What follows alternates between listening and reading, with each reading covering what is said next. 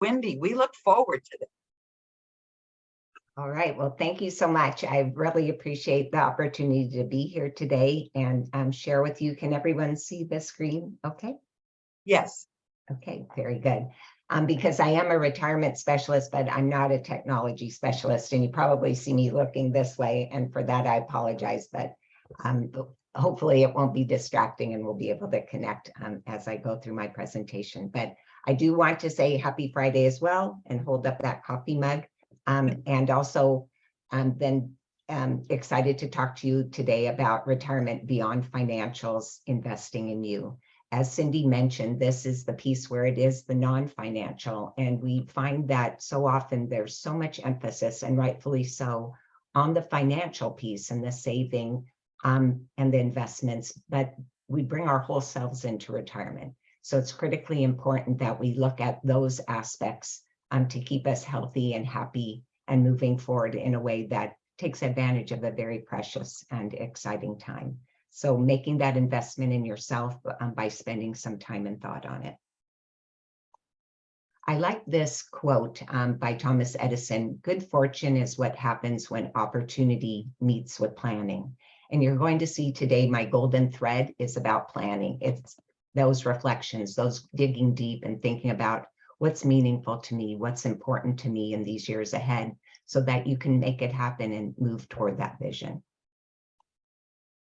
So thank you for introducing me, Cindy. Just really briefly, I am a certified professional coach, but then I decided to take my learning deeper and my work with clients in another direction and got several certifications on retirement.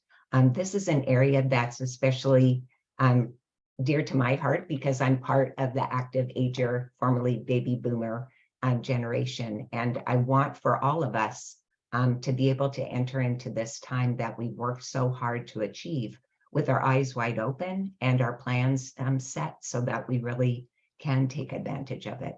My background is in sales leadership. I was with a number of companies and working with a number of team members for 25 plus years. And the thing that I loved the most was my connection with my clients, with my team members, and serving them. And so I feel very fortunate that I now get to move into something where the service is me and the learnings are things that I'm able to bring forward and still make those very powerful and meaningful connections. So my goals for today are that we talk a little bit about retirement so far as your definition of it. And then this idea that we want to go internal, it begins from within.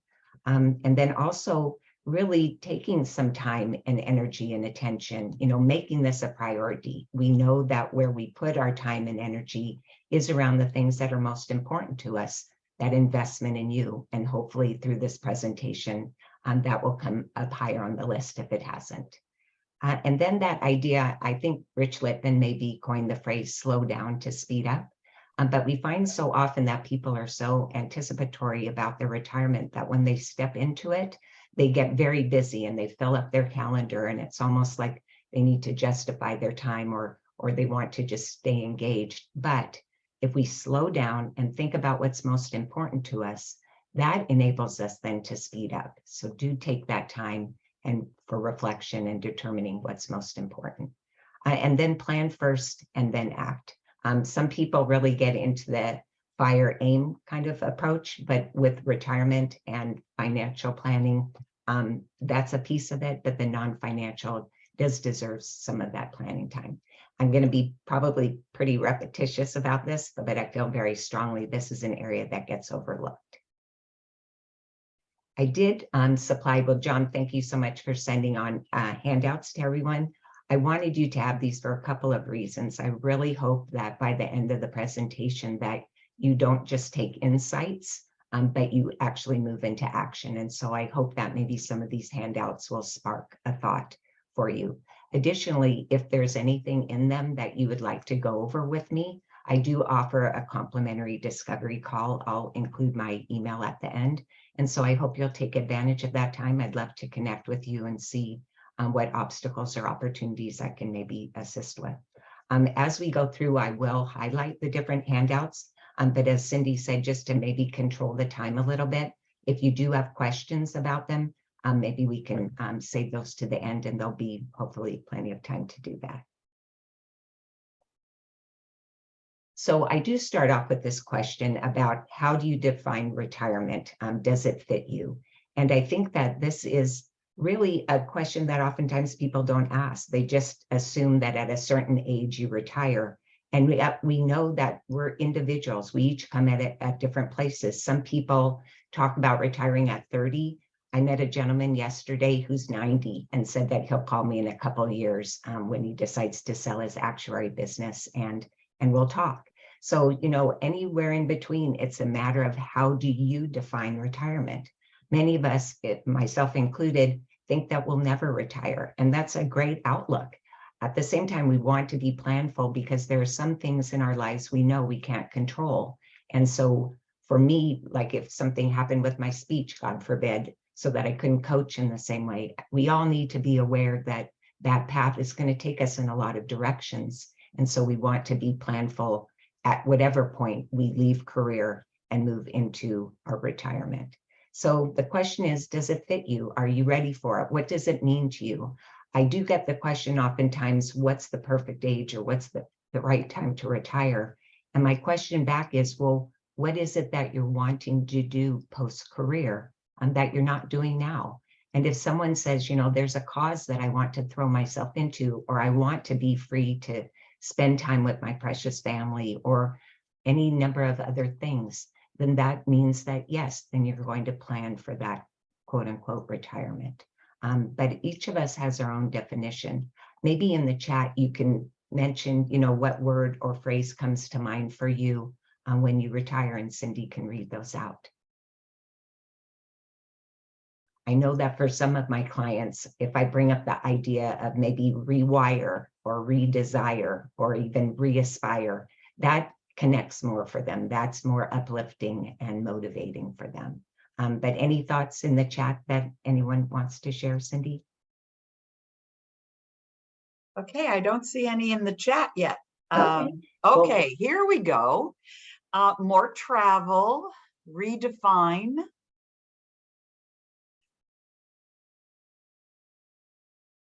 Increased flexibility to do what's important.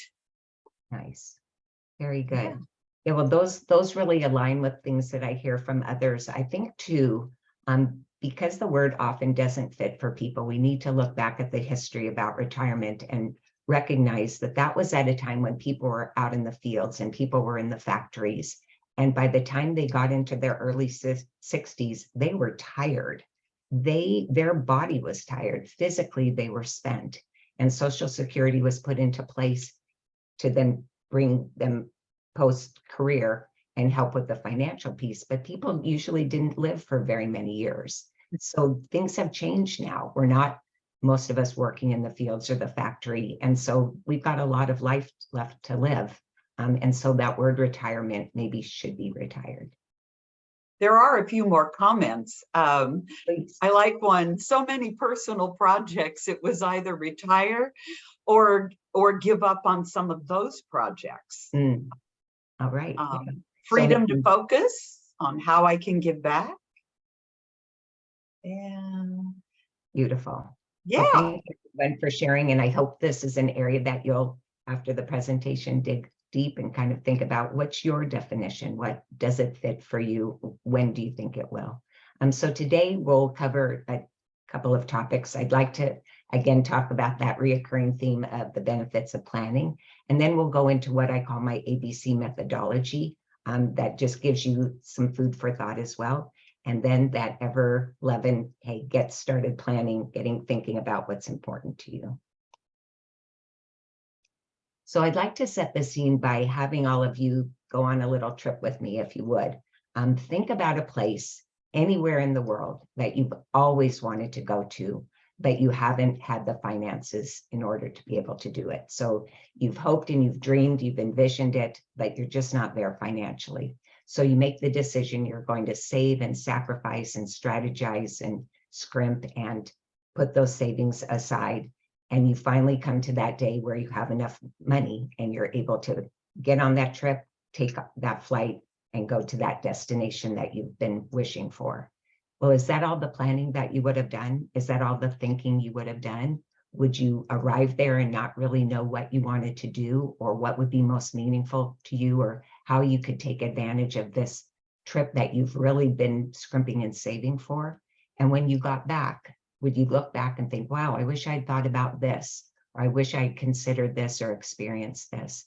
Well, the same goes with retirement planning. Of course, it's important that we're taking care of those financials. It's critically important, but we want to look beyond that and think about the other things, the other aspects that are important and will be of value to us.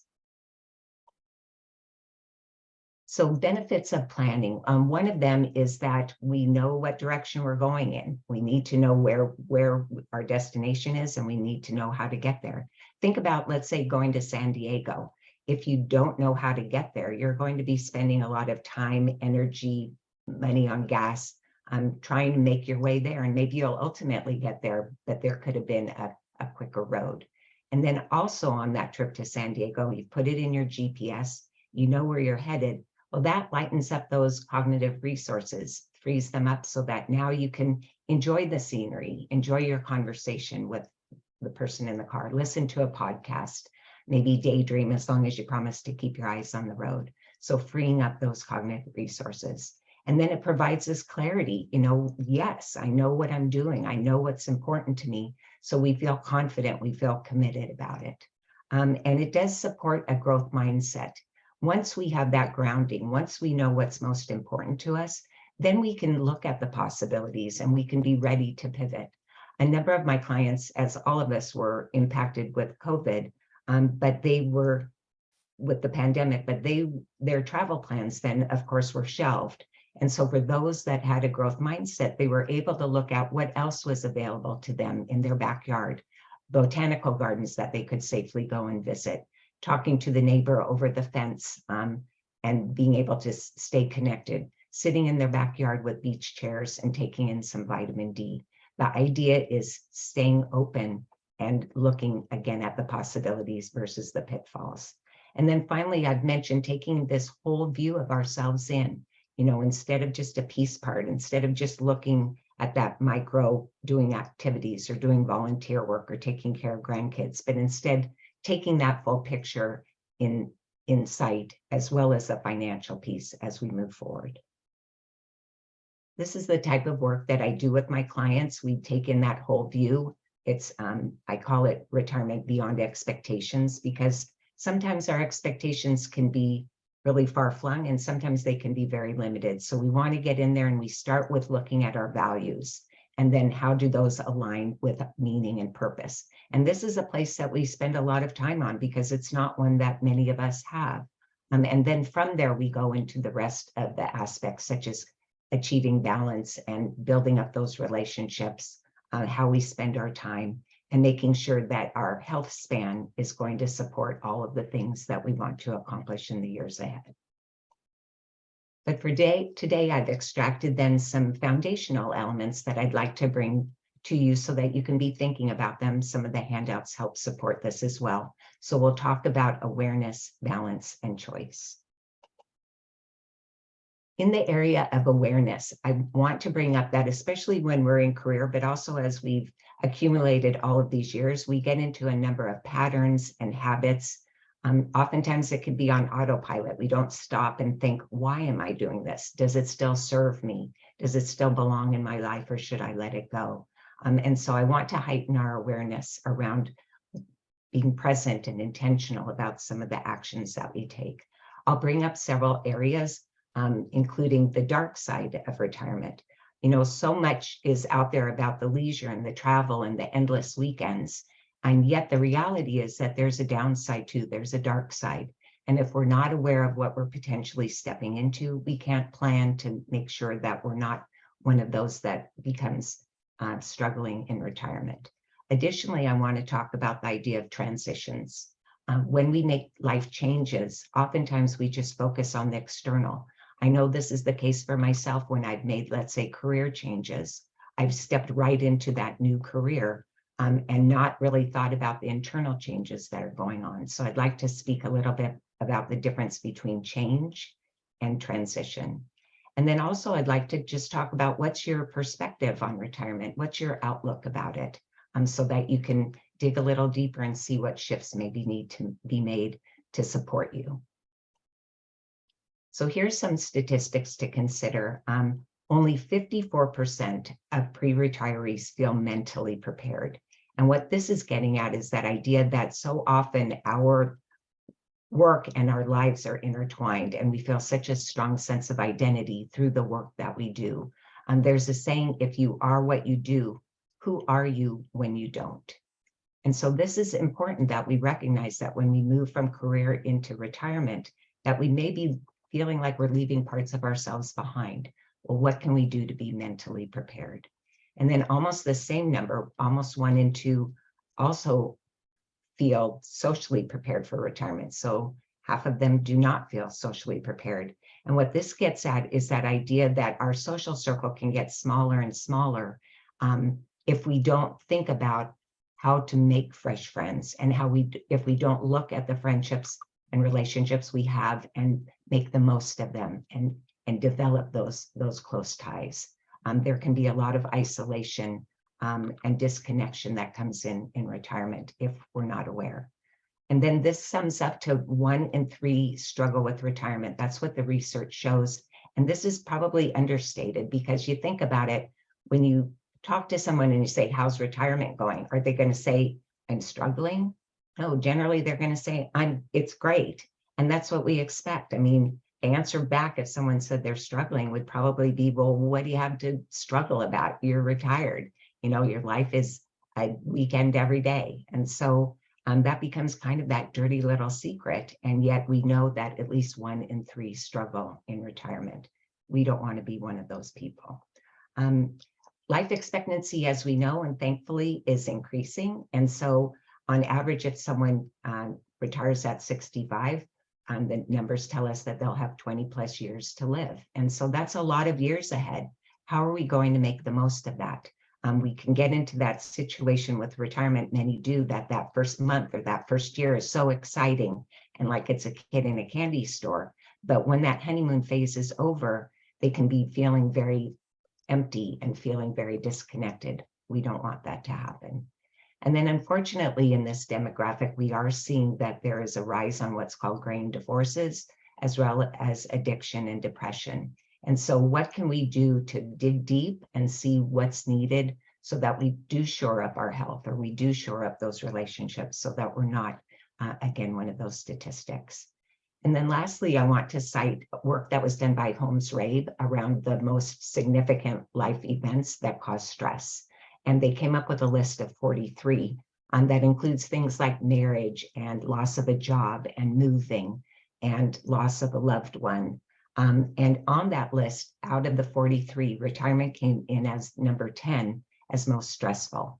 And this can be kind of surprising because, again, what's there to be stressed about? Or is it just that enthusiasm, that kind of stress, anticipatory stress? But oftentimes it can go very awry. And again, we don't want to fall into that. So planning can be the antidote to some or all of these statistics. I'd also like to just bring up, what is your perception? What is your perspective? What is your outlook on retirement? Do you look at it as that glass that's half empty? So you're seeing the aging and the loss and the disconnection and the feelings of obsolescence? Or do you look at it from that cup that's half full, hopefully filling up and maybe even overflowing, where you see that this is a time for new experiences and for growth and challenge and change and new friendships? So check yourself and see, where do you come out on your outlook on retirement? I've shared in the handouts a little quiz that you can take to kind of see where you fall on that scale. Out of 90, how do you rate? And so some of the questions on there are like, do you look at it as a time of learning? That would be a 10. Or do you look at it as a time of stagnation? That would be a 1. Do you look ahead to the challenges? Or do you look at this as, I have nothing more to give? So you've got this quiz that you can take, and I think not just the total number that you get, but if you have any questions where you have a scoring that's under 5, let's say, or a scoring that surprises you, maybe that's an area that you want to take a little closer look at. Were there any questions about this? Or if so, maybe you can put them in the chat and we'll address them at the end. But it's kind of a fun little quiz to take. And I welcome any of your questions. Additionally, in your handouts, I provided you with this PERMA model, and this was brought forward by Martin Seligman. He's thought of as the father of positive psychology. And what he posited is that there are 5 elements that that add up to a level of well-being and satisfaction in our lives. And so if we can go through this, and it's a great exercise, and see what brings you PERMA in your work. And then if you're in retirement or thinking about retirement, what you would bring with you and what you think you would want to let go of and what's missing. So these 5 areas include positive emotion, which is feeling good, as well as engagement, which is being in flow, really absorbed with the activity you're involved in. Relationships, those connections that are meaningful and feel purposeful. And then meaning, that purpose of life, and why are we here? Why are we existing? What do we want to contribute to ourselves or others? And then finally, that sense of accomplishment. We know that human beings thrive on achievement. And so what's happening in your work that provides achievement, feelings of achievement, and all the other areas in PERMA, and then what's needed in retirement as well. I did mention about transitions and that it's a time of external change, but internal change as well. And so this is what signifies a transition. William Bridges brought this concept forward in all of the research that he did and captured it in a book called Transitions. And what he brought forward was this concept that we need to start with the end. We need to put a period on one situation, one circumstance, before we start anew into another. And so with the idea of leaving from career into retirement, what do we need for closure? What rituals or traditions or periods do we need to put in place so that then we can move toward that new beginning? But before, again, we leap right into the doing and the activities and the busyness, we stop for a time of reflection, and that's what he calls the neutral zone. Others call it the messy middle, but it is where we grapple with things. We challenge ourselves. We dig deep and excavate, how am I feeling about this? Am I feeling a sense of loss? Am I feeling a denial or buyer's remorse? Am I feeling unsure or fearful? So we really dig in and see what feelings are there and reflect, and then determine what do we need to move forward? What do we need, again, to let go of before we and then embark on that new beginning? I know for myself that when I changed careers, I would get right into the beginning. I was so enthusiastic. I was, primed at the pump to move into that new job and prove myself and move up the ladder. But oftentimes I didn't stop and think about putting an end to where I left and not bringing forward some patterns or beliefs that I maybe had. And that also that there was feelings of reticence or feelings of fear. And so addressing those and being honest with myself about those so I could go in full on into my new position. I also want to share this idea from Simon Sinek. It's called the Golden Circle. And this kind of gets at that idea too of instead of leaping ahead and at the doing, that we start internally. So what he brought forward was the idea that we start with the why. That's the beginning, that's the core. And the why gets at what is meaningful and purposeful to us. And we look at that and we come to a place that feels right to us, that connects and feels authentic. And from there, we go then to the next circle, which is the how, the process, the steps that we're going to take, because we recognize this is a journey and we're not so tightly attached to the destination or the goal, but instead we really are appreciating and enjoying the path along the way. And once we've gone through our why and our how, that's when we get into the what.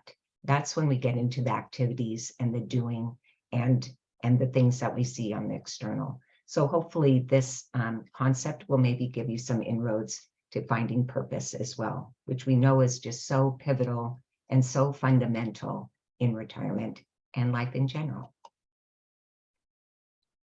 I wanted to then move into the next block, which is balance, the B block. And where balance, I think, comes into play and is so important is that we look at our life. I look at it as maybe like a pie. And so here we've got this pie, and what slices of the pie are taken up with different things. So in the case of our career, is that slice of pie, you know, an 8-hour day, a 10-hour day, a 12-hour day, a 14-hour day? And so how are you spending your time in career? And then this is such a fantastic opportunity as we move into retirement to reslice the pie, you know, and so instead of that big piece that's given to work, how are we going to employ that time? Or the other slices of the pie, looking at them and seeing, you know, what is needed there? What's important to me? How might I make time to focus on those other aspects? Included in your handout is this retirement wheel. So I think about a pie, but this is a wheel. And so the spokes of the wheel break up like 12 key areas that have been cited for aspects of your life in retirement.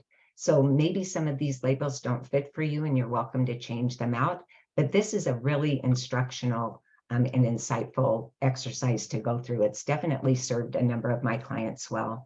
One of them, as we worked through this, she was about a year or so out from retiring. She was a director at a nonprofit, and she had determined and was already making inroads to move into volunteering for a cause that was very near and dear to her heart. She felt very strongly about it, but her job had been very demanding, and that volunteer work was going to be demanding as well. And she then, going through this exercise, she came to that realization, that light bulb moment, that she'd been having some struggles in her relationship, and her partner was saying that she was so all in with her work and felt as though the relationship didn't really have any priority or place. And so she was able to recognize that, wow, I'm going to take this big piece of the pie that I've been focused on work, and I'm going to move it right into volunteer, and I need to rebalance. And so she was able to cut back on the commitments she was going to be making around volunteering, but still felt very excited and very wholehearted about what she would be giving. And she was then able to see where she could focus on her relationship as well and make time for that. With another client, this became really helpful because she was feeling a number of areas of a negative feeling about them. So when we look at this retirement wheel and the numbers that are on there, the one is if we're dissatisfied with an aspect of our life, one of these 12 aspects. And a 7 would be that we feel very satisfied, we feel complete, and we're comfortable with it. So for her, when she went through this, and ideally, you know, we'd have all 7s so that we got a nice smooth wheel. But she was finding that she had a number of 1, 2s, and 3s, which would make for a bumpy road ahead.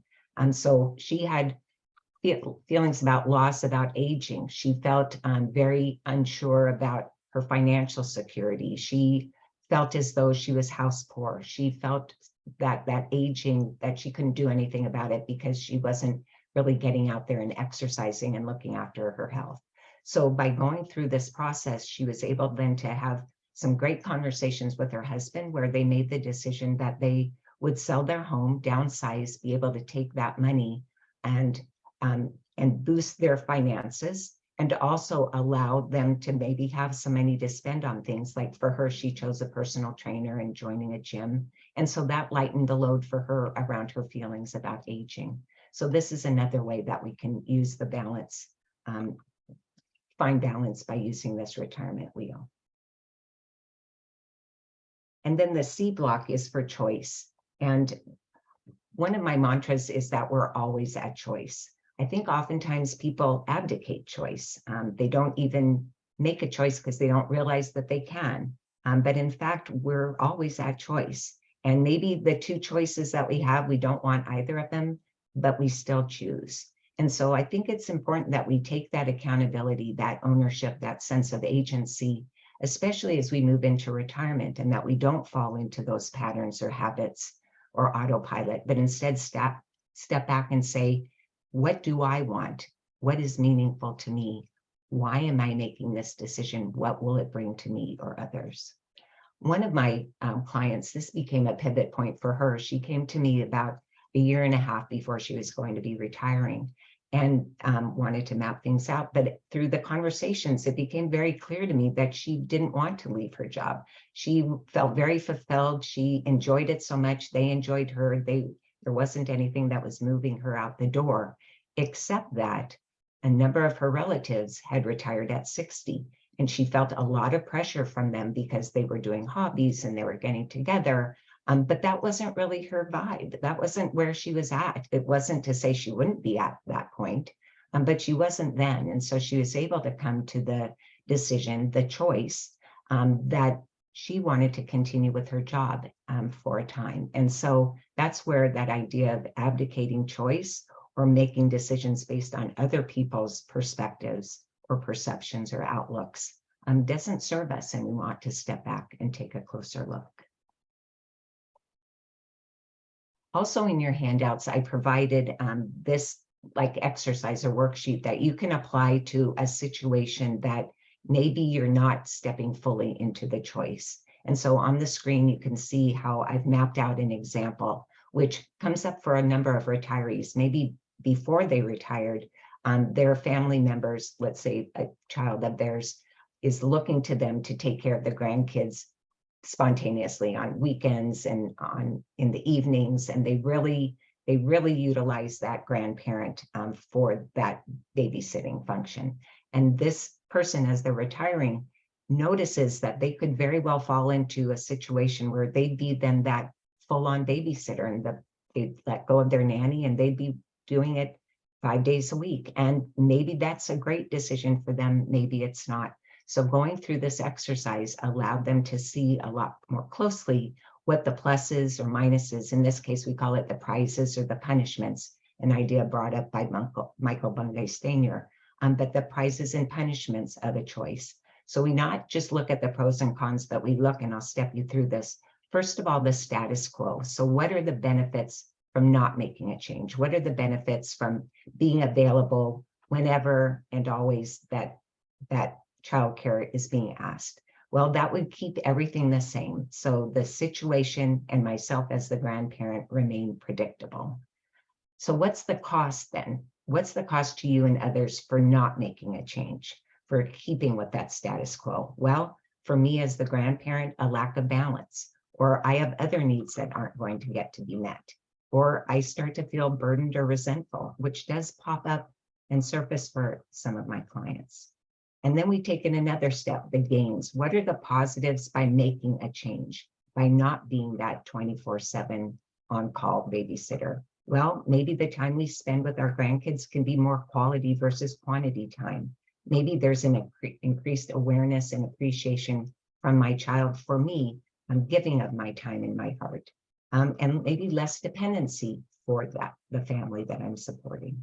And then what are the risks? So what could be lost if you make a change? Well, they may feel like they need me less. Maybe my connection with the grandkids will be negatively impacted. Maybe my role as a grandmother will be diminished.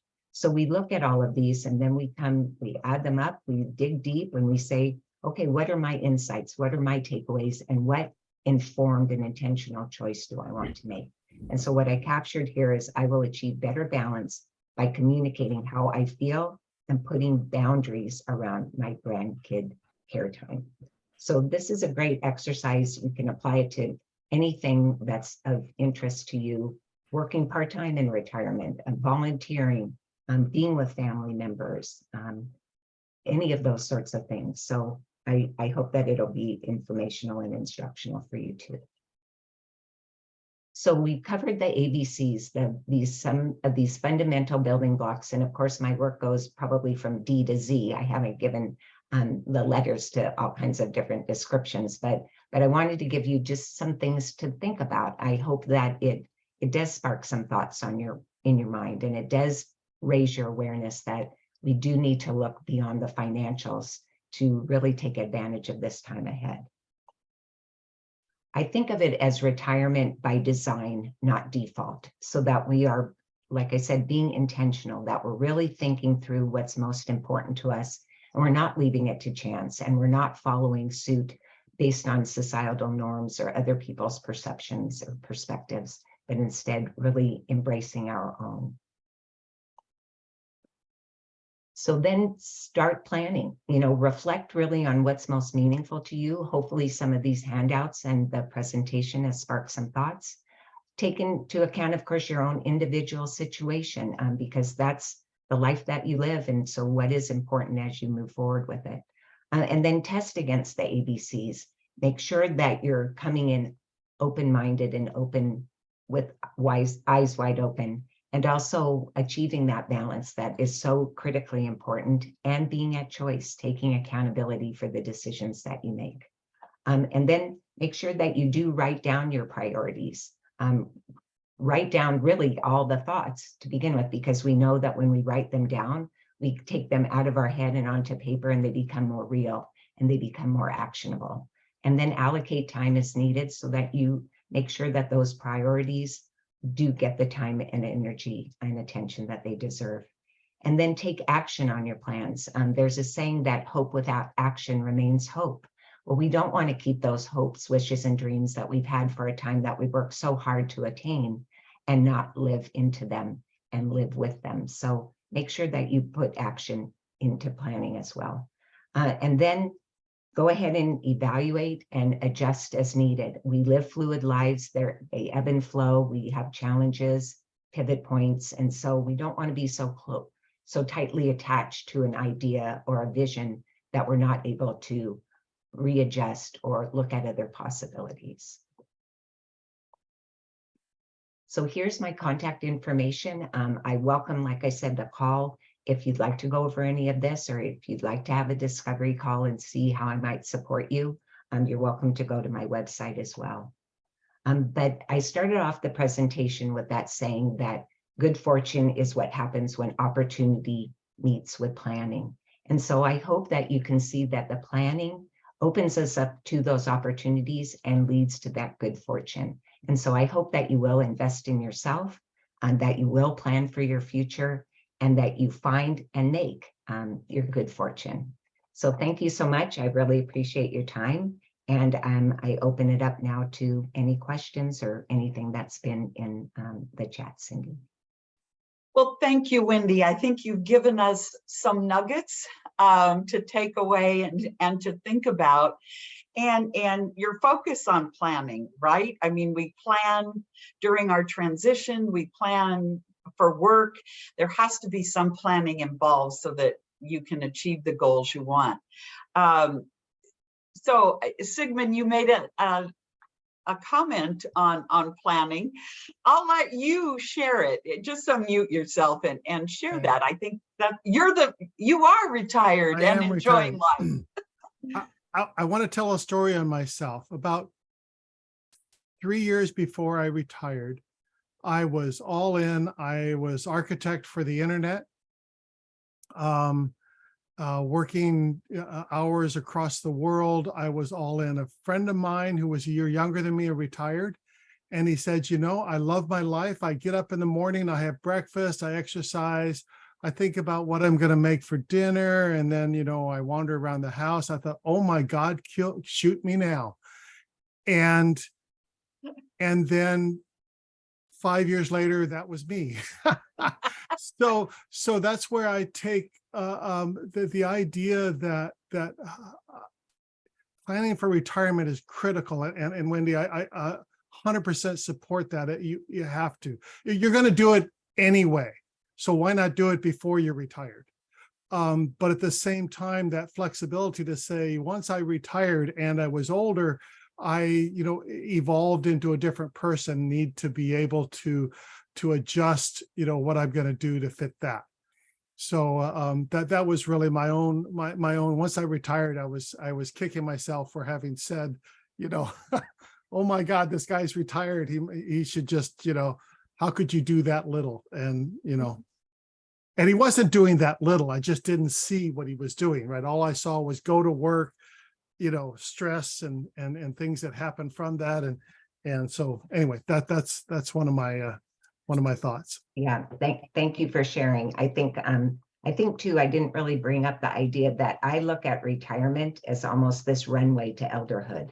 And so if we really shore up now and look at our social circle and how do we expand that, and we look at what's purposeful and meaningful to us now, and we put that time and attention around being healthy, that will serve us well as we get older, because we know that things do get harder and we do deal with loss. But if we have that mindset in place and we look at the possibilities, that can serve us, like I said, well, as we move into elderhood. And I just want to add one more thing, which is the mindfulness. I can't support that enough. Do something. Don't back your way through life, right? That things just happen to me and then I just do that. But have an idea, have a plan, move forward, adjust the plan. But absolutely. Thank you. Thank you for sharing. And there was a comment early on when you were talking about the San Diego trip and planning. So the converse of that would be, what about having that freedom to get lost and meander and just experience what you're going to experience along the way? You have that freedom now. Love that. And I think that's where we need to be true to ourselves, right? We need to, for some people, that spontaneity is their lifeblood. And for others, the structure is what's needed. So we need to really step into who we are. And yeah, if that freedom and moving around in the world in whatever way we want, if that serves us, at the same time, if that's kind of our MO, but then we start to feel discontent or we start to feel disconnected, then it may be that we have too much freedom and we've stepped into the world after work and we think, yay. And then all of a sudden it's like, wow, no, this isn't really not feeling good. And let's do, like Sigmund said, do some of that mindfulness, do that checking back and seeing, okay, then what will serve me? And that can change as we go through life too. Yeah. Thank you for sharing. There was a, go ahead. I was gonna say, before we get to the hands, we have a question in the chat. Mary Rutono says, how long is recommended for the time of reflection in between end of full-time job and starting new activities? Oh, yeah, that's such a great question. And it's not really about time as much as when you see yourself moving through that. So what I mean by that is that if you start digging deep and you say, okay, what is it that I want? What am I worried about? What is meaningful to me? What's holding me back? What patterns do I need to let go of? You'll start to get that feel that you're ready. And so for some, I won't even put a time frame on it. The different clients that I work with, some of them move through that very quickly. Others, it takes quite a long time. Others will come back and readdress things that have bubbled up for them. I think what I do feel is not, I think is what I feel. What my belief is that in our demographic, we're oftentimes so productive. We're so focused on getting things done. That's the way I believe most of us were raised. We're workers, and we don't sometimes dig a little bit deeper. We don't give as much credence to our thoughts and our feelings. And so if we don't tap into those, and that's a muscle that has to be built. That's a muscle that might have atrophied or never even existed for us. And so it is important to give it the time and care and attention needed. And so for some of us, they'll move along quickly. For others, it's a longer process, but it's the journey. It really is. It's the benefits of digging into who you are and what's most important. Bill, I saw you nodding your head on that one. Any other questions? We can you can unmute and ask a question if you have one. I think we have two raised hands. Russ, I've had my hand raised. There's been Debbie has her hand raised, and I don't know who wants to go first or. Go, Russ. Okay. Well, I put this in chat. I guess it's I kind of think that that no, I don't understand why it's anyway. That it has more to do with everyone's situation and ending up unique and financially and otherwise. Hearing the retirement to rehirement to, well, it kind of depends at what point are you financially free, whatever your financial freedom number is. For some, it's even at age 25. But although then again, I could humorously say that, yeah, you probably wouldn't want to check yourself into a nursing home. But it's a little side humor. I guess what I'm getting at is, so my question is, at what point does one recommend even looking at this? If they're in the job, inside the job, like age-wise, financially, everything.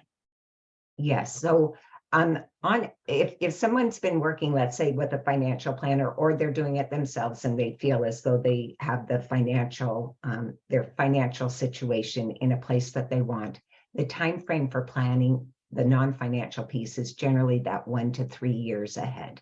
That doesn't mean that I don't work with clients that are well into their retirement. It just means that, as was brought up, that if we think ahead of time, then maybe we don't waste some of that precious time. And, you know, one Yeah. person's wasting it is another person's boon. So it's, like you said, it's very individual. But having the finances, and I in no way step over the criticality of that.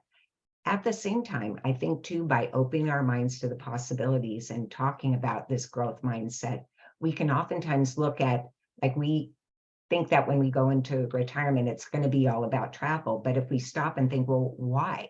Like, why is that important to me? What does that bring to me? What else could I do that would be just as satisfying and feel as substantial to me? So I think that getting into the non-financial opens us up to some possibilities, as opposed to a narrow focus or perception that oftentimes we can go into retirement with and follow what we've seen out there in society and not really what's really important to us. So Yeah. Thank you so much for the. You're welcome. I have a birthday coming up Sunday, and I don't want to say which one it is. That said, I want to say that I know I'm going to be probably end up working for at least about another 15 years plus. So I it's told you, I met build a up gentleman to build up that's Social 90. Security. So I don't know if I'm too early or whatever. I've already been working with a financial advisor as well for about the last 15 years. Yeah. So that's a great questions to ask of them as well. Yeah. We want to get to Deborah. Your hand's been up. I want to make a couple of comments. I come from a family that has longevity. Like my grandmother lived to past 100, 102, 103 years old. A couple of other seniors in their 90s. It's not all it's cracked up to be. And I've learned some important lessons that I thought I would briefly share. One, I think that I completely agree with the idea that think of retirement as a hard stop is often very unwise. And what I say now is, once you hit your 50s, you get the life, your choices are really critical. So I wanted to share something, and I'm trying to hold myself accountable to this because I got sloppy myself. I had one senior in my life who her body was not coded to shut down until late 90s or 100 years old, but she lost her will to live 10 years before her body shut down. And her last 10 years had terrible quality, including being bedridden because she made bad choices. And that taught me that really important now for me to start changing my habits to build in quality, not just quantity of life. And for example, an idea I had was I am starting to do Pilates to build strength, because muscle strength, if you've got a senior in your life, muscle strength is a do or die. It'll kill you if you don't have it. And we need to work on keeping that as we mature. And I'm going to become, over time, my retirement goal is to become a Pilates instructor, which you can do deep into your senior years, as long as you have the health, and probably target other seniors eventually for Pilates training and teaching.